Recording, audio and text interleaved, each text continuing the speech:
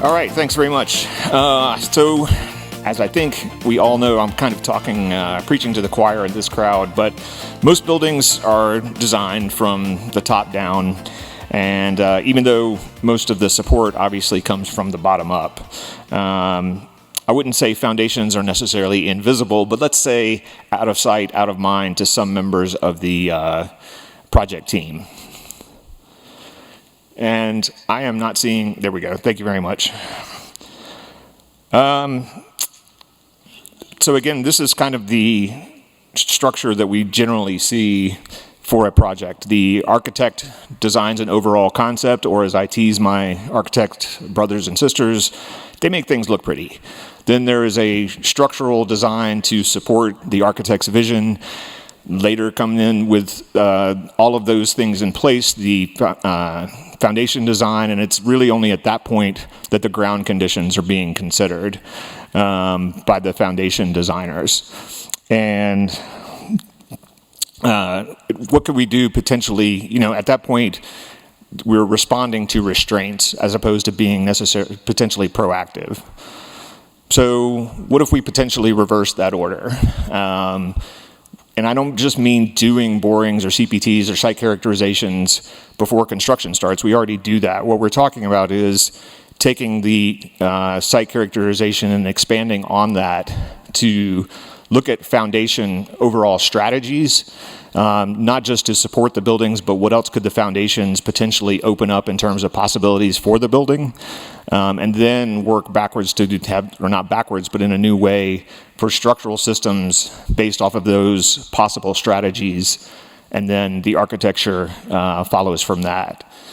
That may sound a little woo-woo, a little pie in the sky, possibly ambitious, but it's already happening in some cases. We have foundations that are being used to facilitate movement of the structure. We have foundations that are inverting our sense of verticality and using the ground as part of the structure. And then foundations that are performing multiple tasks beyond just being structural systems. So at that point, it's not just already happening. They're moving more in towards being part of infrastructure and architecture. And that's sort of the idea that we've kind of proposed that we would like to call foundation architecture. So if we look at traditionally on the left, we have things like our traditional support of the structure, resisting design loads, things like that. But if we start thinking a little bit bigger, maybe we can influence structural possibilities, integrate environmental functions, even encourage adaptability of the overall structure with our foundation systems. So what forms can we potentially take with that? Well, one of my favorites is this particular bridge, the Samuel Beckett Bridge, which rotates 90 degrees to open and allow ships to pass or marine traffic, and it does that in less than 3 minutes.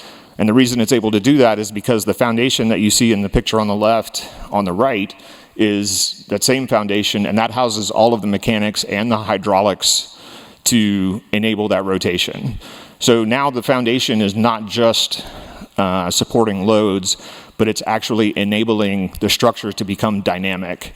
And there's a relationship now between the foundations and the structure itself.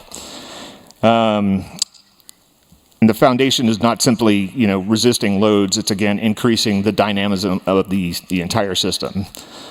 Again, inverting our expectations of what verticality might look like.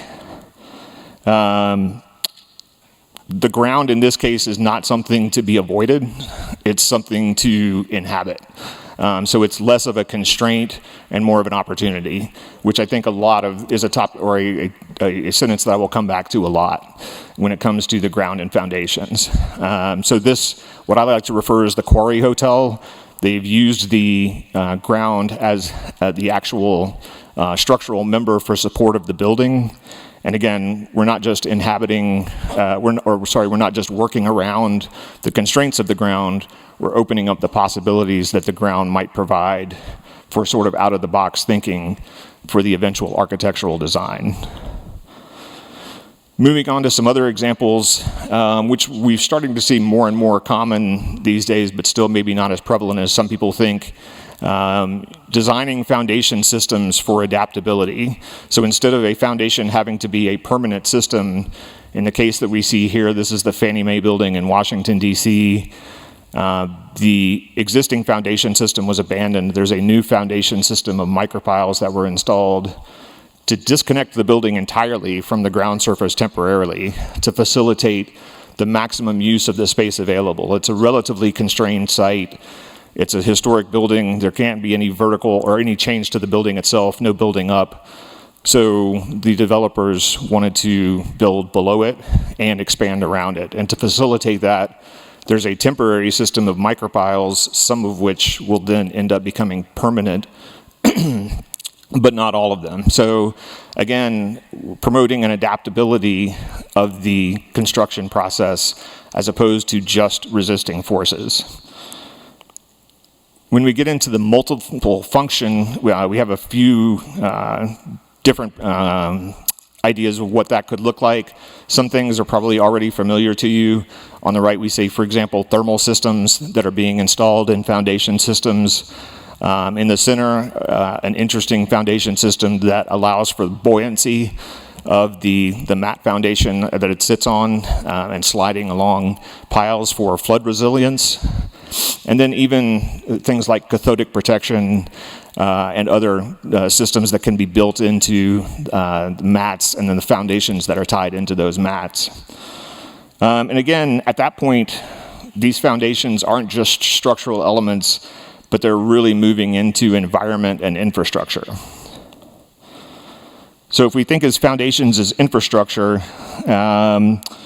again, that sort of opens up the possibilities that if we're looking for underground construction, we can do things to facilitate an adaptability that allows for some underground construction. Or if we're looking at climate resilience, we can get a little bit more specific. For example, that last slide where we had foundations that were allowing for buoyancy to address flood resilience in that particular case. Or, and the idea of the thermal energy piles, for example, energy transfer between the soil and the foundations, again, providing a different type of longevity for climate resilience.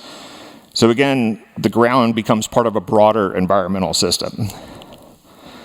Now what that means for the implementation for practice is that, well, we know we have these examples of how foundations can influence design, but it really is going to take a sea change in how we see the role of the process and how we change that. So when we say earlier geotechnical involvement, we're really not talking just about doing a site characterization earlier. It's taking that site characterization and potentially developing a broad foundation process or plan, and to see what might be the available options to the structure or the architectural design from that available information. So then that foundation strategy informs the structural design, and frankly, it just opens up new innovations for practitioners like ourselves. And anyway, what happens when we don't listen? Well, you might get lucky, and you might end up with a internationally known historic structure that gets thousands of visitors every year, accidentally. You might, though, end up with a very high residential structure that's never been inhabited and has ended up as a cover story for a national magazine that has nothing to do with construction. And that is something that I often tell students that I talk to is, don't end up on the news. So the reality is that whether we listen to it now or later, the ground is going to talk to you and tell you something. So if foundations, I guess the question is not whether they can influence architecture. We see that they can influence architecture, but it's more of when do we choose to allow them, or if we choose to allow them. And if we're going to address future considerations like limited sites, more and more very small sites that need more complicated infrastructure, I think foundation architecture is really the an idea that promotes the broadest range of potential solutions to maximizing how we use the world around us. So if we go back to the original idea, again, we know foundations aren't invisible. And as we've seen, they're going to talk to you one way or the other. The ground is certainly going to speak. So I think the question is never really if foundations can talk, but really when we decide to listen to them. I'd like to acknowledge my co-authors in the article that's referenced there. It's really been enjoyable trying to go through this sort of esoteric, for me, idea of what this might look like in the future. Thank you very much.